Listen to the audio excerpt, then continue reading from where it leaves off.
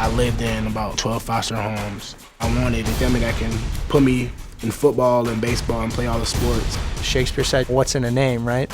And all I'm trying to do is make the people that share my last name proud.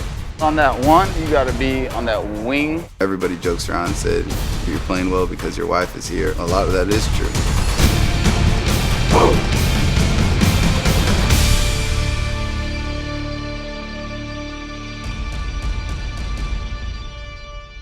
Here we got talk and we got 2 tight ends, so we'll be going Army here. So this is a good job. Really thought Rasheed did a good job with your footwork yesterday. Okay, and taking good steps. And here, this is a good job with the pad low. Just make sure you keep working, all right? Yeah. Just keep working through that, and then same thing with. Everybody has those skeletons in your closet that, you know, make you feel uncomfortable or whatever. All right, so good start at it, okay, on the team run. Growing up, I lived in about 12 foster homes. Oh, wait, one more. Okay, here we got power. Foster homes are tough. You got to keep your head on a swivel. Switching to Minneapolis to St. Paul, going back and forth, really had a toll on you. Okay, next one we got Gio here. My mom, at that time, she was in the halfway house. She gave us up because she had those addictions. You know, if this was us as a defensive end. And what about your dad, your birthday? I don't know who he is. Never met him. Never met him. Never met him. Is he alive? I really don't know. I really don't. So. We were in our mid-20s. We'd been married a couple of years when we decided to adopt before we had biological children. Rasheed and Xavier were in a foster home in North Minneapolis. All they had was each other. There was this bond and connection that they had because they relied on each other for everything. A social worker would ask me, what type of family do I want? I wanted a family that can put me in football and basketball and baseball and play all the sports and have all the dogs. And I started naming all the dogs too as well. Eric and Jill, they adopted me and my brother. The first thing I remember was like, man, they're white, you know? And I was like, this is weird. Xavier was younger than me. He was more welcoming than I was. It was easy for him to get along and just call them mom and dad. You often get kind of a honeymoon period where they're just so excited and everything's new. And of course, as new parents, we're excited to give them everything they want. And reality sort of sets in after that. I started to see society doesn't accept 2 black kids being with white parents. That took a toll on me in middle school and high school, and then I started being hesitant, started being angry because I really couldn't control that.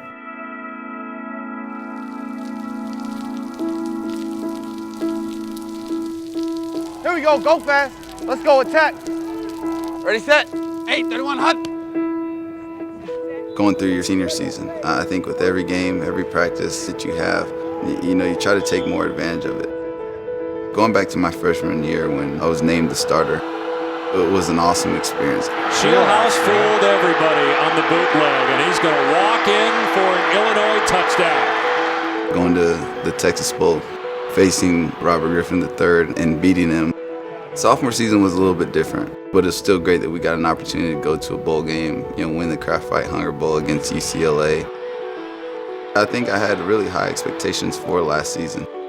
Then the season starts off and I get injured in the first game and adversity kind of strikes and, you know, we begin to struggle as a team.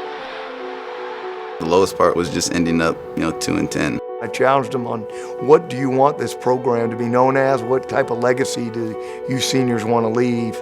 On that one, you gotta be on that wing.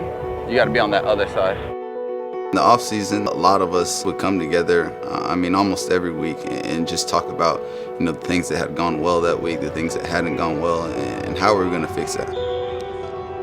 We just kept on reminding each other, you know, this is our last opportunity we have with each other. I got this. I think we really built on that. But I do well in the game. Stayed in the pocket. Stayed in the pocket, you took some hits. They don't hurt. No, I know. They never hurt.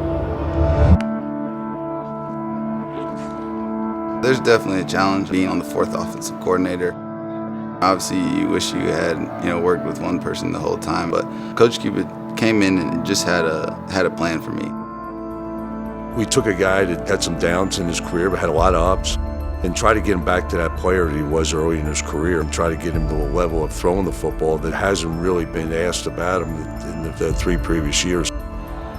I started to feel more and more comfortable, and you hope the trust that you build and the knowledge that you build in that offense will be ready by the season, and fortunately it has worked out.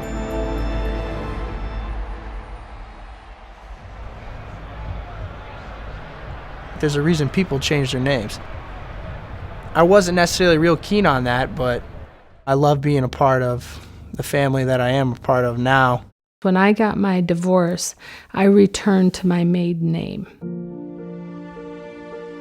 It was very important for me to be Lynn Burke and to become a strong person, a good role model, and be a positive mother.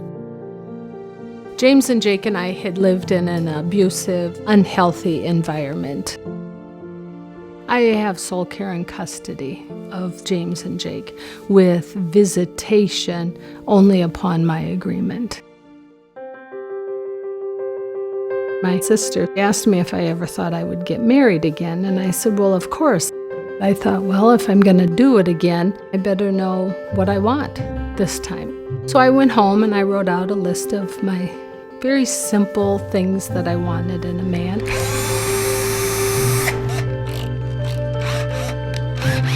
My title is football equipment manager.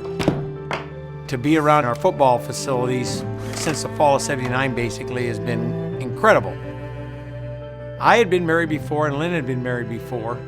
A good friend of ours kind of mutually set us up. When we started going out, my brothers and sisters were really concerned about me being able to handle the boys, James and Jake.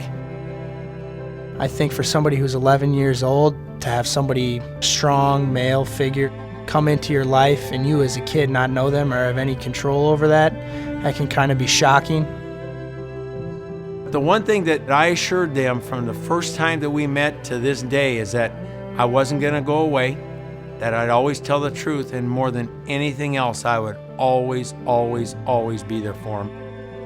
That's how I earned their trust. Greg had done so many wonderful things, and he didn't leave. He just kept coming back.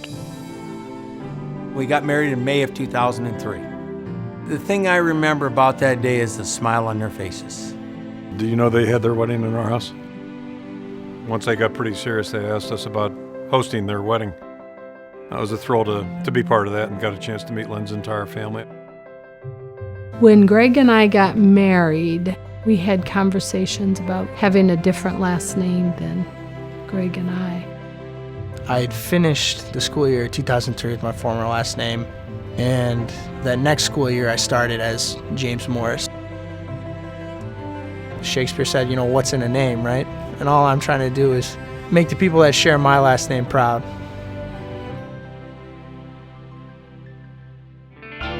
The Journey Big Ten Football 2013 is presented by Best Buy.